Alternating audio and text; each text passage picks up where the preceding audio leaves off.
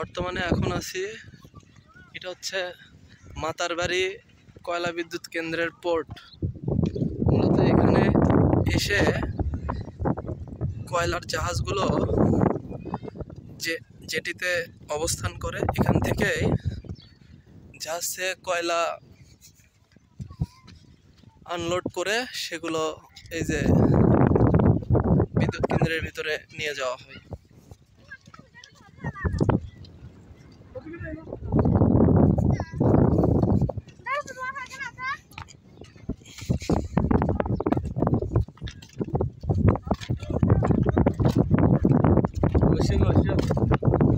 এই যে আমরা ছোট ছোট জাহাজ দেখতে পাচ্ছি।